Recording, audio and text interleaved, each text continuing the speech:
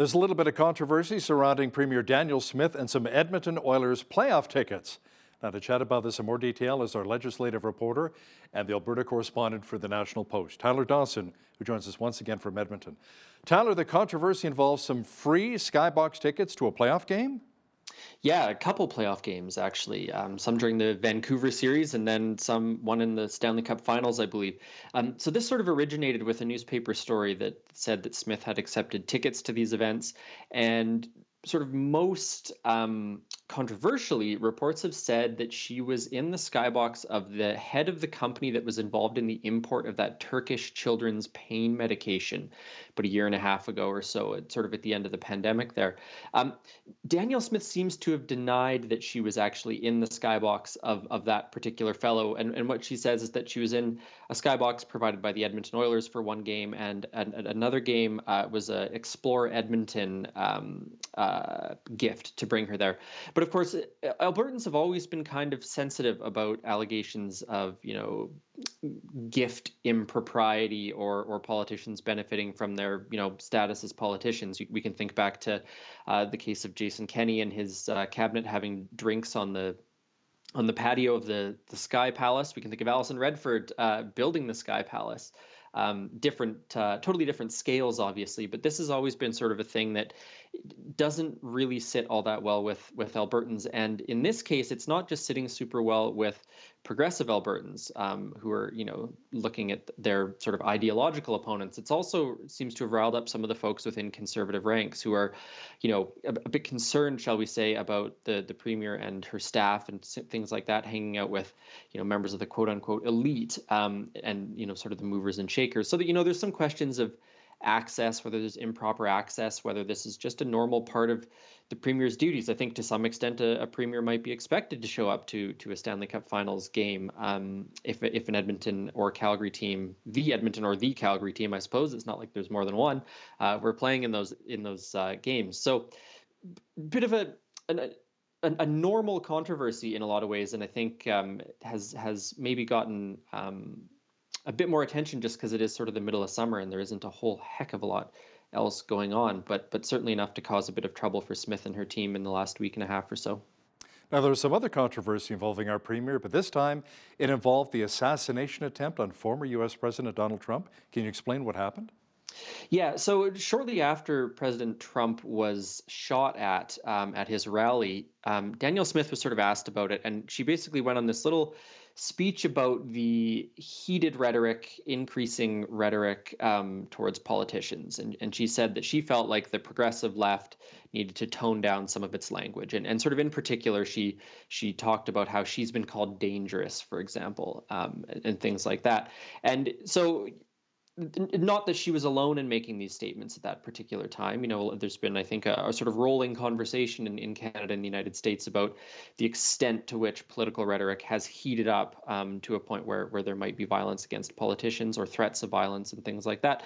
But what sort of got Smith in a bit of trouble, shall we say, is that she's made pretty much exactly the same kind of comments. She's referred to Federal Environment Minister Stephen Guilbeault as dangerous on a few occasions, things like that. So, there's a little bit of, if it's good for the goose, it's good for the gander, or if it's bad for the goose, it's bad for the gander. A little bit of the whiff of hypocrisy seems to sort of be what people are sensing in those comments, even if they sort of fundamentally agree with Danielle Smith. And so it's an interesting situation because I think it's a line that every politician needs to walk at some time or another. At some time or another, they're going to, be tempted by overheated rhetoric, the risk of saying something they don't want to say in a live interview or in a press conference or a scrum or something like that. But again, this was maybe a little bit of a summer controversy. Would this have gotten the attention it did, if the legislature was still in session and there was all sorts of stuff happening? But certainly caught the eye of some columnists and some commentators who were sort of quick to point out that Smith is perhaps not as pure as the virgin snow on this particular topic as well. Tyler, the Alberta NDP opened nominations to replace Shannon Phillips for Lethbridge West. That's my riding here. Now, this is a crucial seat for both the NDP and the UCP, and a by-election must be held by what, January the 1st? Yeah, so we don't have a by-election date yet, and as you said, nominations just opened up for this. Shannon Phillips, of course, well, 3 terms, I think, in the legislature, and she retired at the end of June. I think July 1st maybe was her official final day. So the NDP's opened up nominations. So I'm sure in the next couple weeks, couple months, we'll start to see some of the candidates who want to take on running for that spot. The UCP, of course, will also have to select a candidate. To run in that by-election. Now, the reason it's crucial is the NDP seats other than Lethbridge West are in Edmonton and Calgary. And part of what the new leader, Ned Nenshi, needs to do is sort of prove to voters, prove to Albertans, prove to his party that he can expand the party's popularity beyond Edmonton and Calgary.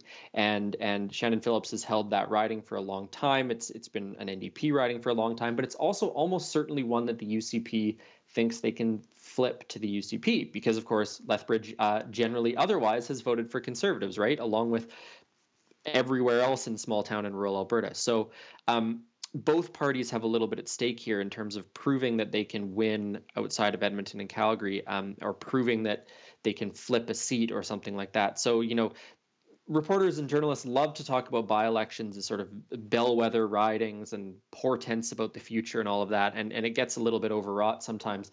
But I do think this is one of those cases where we will sort of see what really is happening on the ground, separate from some of the polling in terms of the popularity of both Danielle Smith and Ned Nenshi. You know, it's interesting. I've lived here in this beautiful city now for 7 years, and it's really split down the middle, Tyler. It's interesting with the left and the right, the progressives and the conservatives. And some people almost refer to it like the Austin of Texas. All of Texas is Republican, but Austin is more Democrat. And you kind of see a little bit of that here in Lethbridge as well, but you do see more of a split. It's an interesting dynamic that we have here. Now, Tyler, with the rapid growth of enrollment here in Alberta schools, teachers and parents are kind of worried about class sizes. Now, this week, the province announced $215 million to help try and tackle the issue. Yeah, so this is on top of the sort of further couple billion that was put towards education in the budget earlier this year. But 125 million of that is going to sort of operational funding for school districts, schools around the province. And about another 90 million of it, I believe, is going specifically to Edmonton, Calgary, and Airdrie, which are sort of the 3 locations where school boards have seen the most dramatic enrollment. I believe there's some schools in Calgary that are operating at over 100% capacity right now. Well, not right now because it's summer break, but at the end of the last school year, we're at over 100% capacity. So there's very clearly a need for some more space and some more staffing as well. So part of that money is going to go towards modular classrooms, what we used to call portables back in the day, just so there's more space for students to sit in during classroom time. And other portions of that money are for operational funding. So that could be new teachers, that could be new educational assistants. So staffing, basically any other operational issues that come up.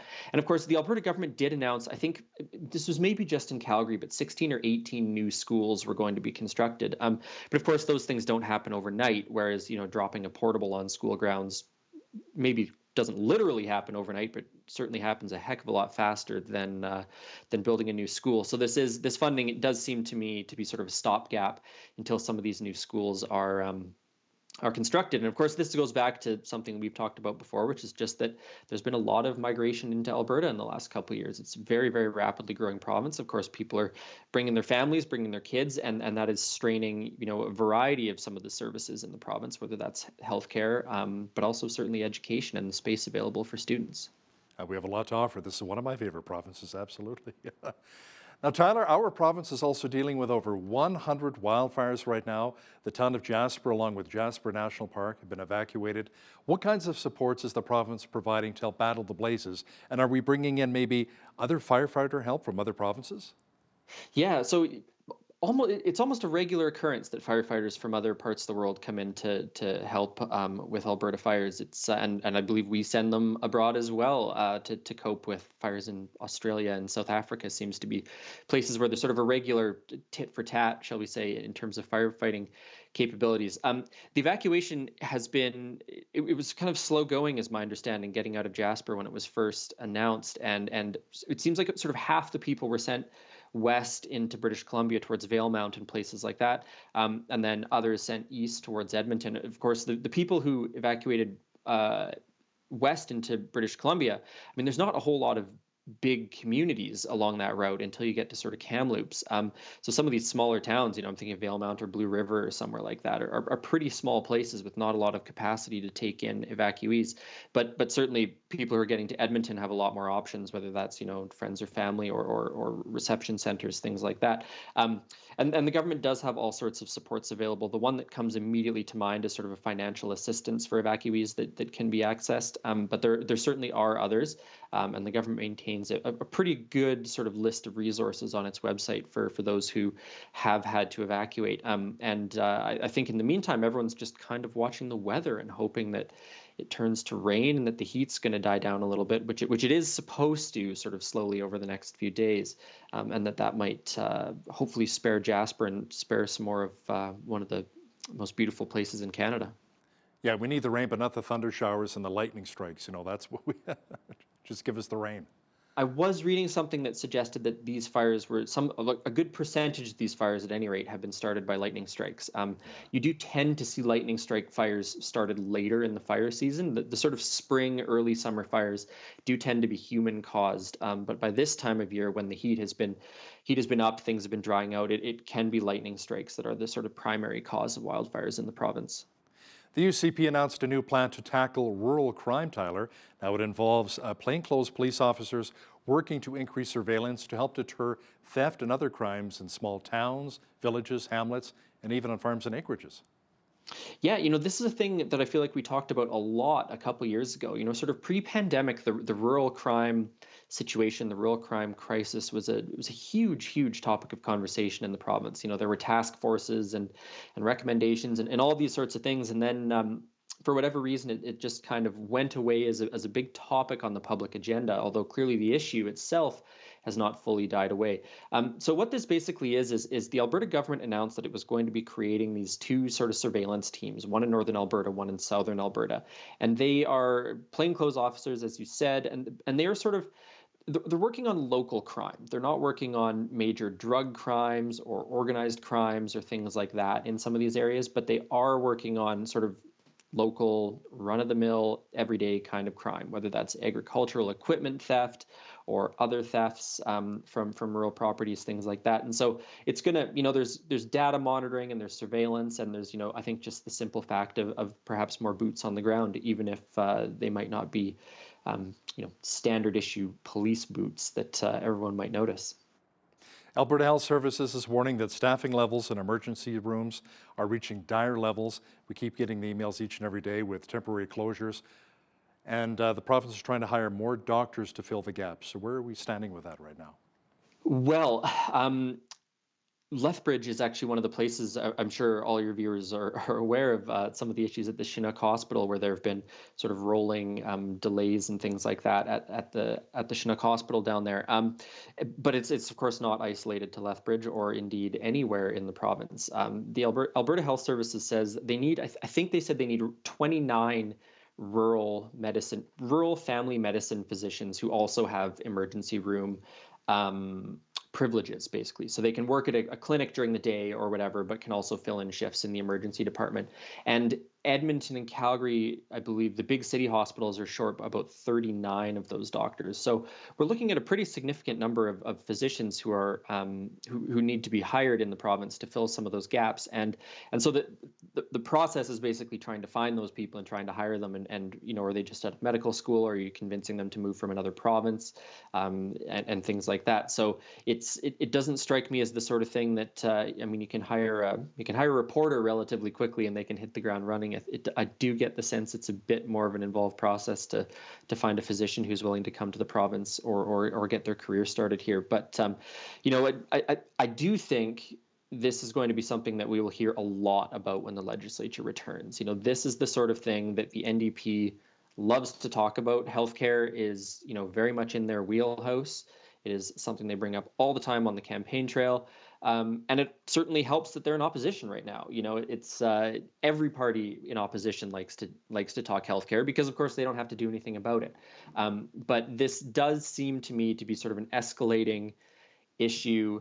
it doesn't seem to me that we are hearing tons and tons from the government about it, other than that reorganization that was announced some months ago. So this is not, I think, an issue that's going to go away, and I do think it's an issue that probably benefits the NDP if they play their cards right.